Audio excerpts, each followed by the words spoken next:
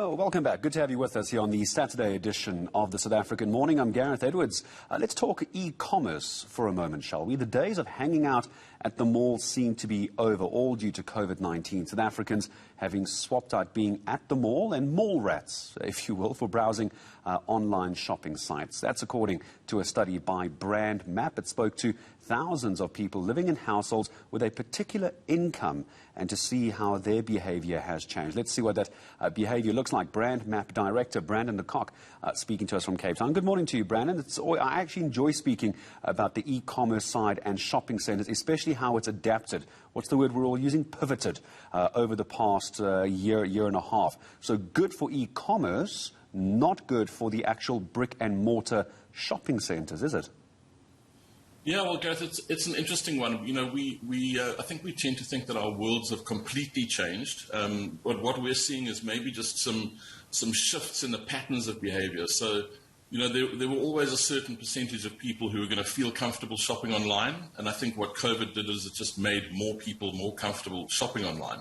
But the big shift is in the category stuff. So, you know, there were always a lot of people who were going to buy something like a toaster oven or a commodity-based item. Buying it online is quite safe. Groceries and wine and consumables is the category where we've seen double-digit growth. You know, it's literally 100% up in our data.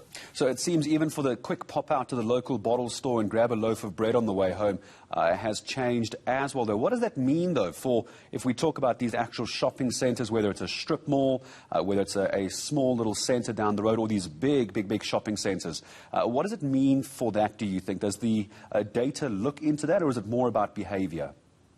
No, the data is more about behaviour. So what we have to do is we find out what we sort of put the metric in the sand, and then we have to try and work out and analyse the data and almost come to assumptions based on that. Yeah. So, you know, if we look back at the last year, if we had done research in the middle of the lockdown and asked people how often they were going to shopping malls, we would have found out that surprisingly, South Africa was going to shopping malls far less frequently than before. So that's not what's interesting in a way. What's interesting is now, a year later, we're measuring the same behaviour that we did before lockdown, and we're seeing that people's desire is almost to go back to normal. But desire and reality are two different things. So, so what's interesting about the e-commerce space is that we don't know what the full effect of these changing habits is going to be. So, you know, wine is classic, wine and alcohol, classic example.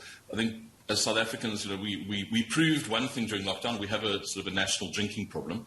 But I think people were very used to going to a liquor store to buy their booze, and now realizing that it's the same product that you can get online and having it delivered, that may be behavior that goes into the future. Yeah. So it's actually too early to tell, but I would imagine that in these commodity-based markets, so things that it's the same thing you're buying online. You don't have to touch and feel a wad of A4 paper to make the decision to purchase it. You know, you can buy that online happily and safely, and you're going to get the same product delivered to your door without having to stand in a line, without having to take a chance of somebody coughing on you.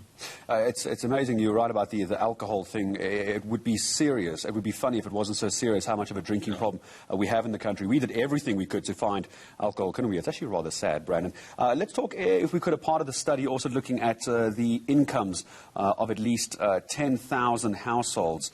Do we see a change in behaviour and online activity depending on the LSM or the income bracket of a house, or are we finding lower income brackets who ordinarily wouldn't buy online? It's considered a slightly higher way of doing, a higher level way of doing shopping. Are we seeing the lower LSMs turn into online?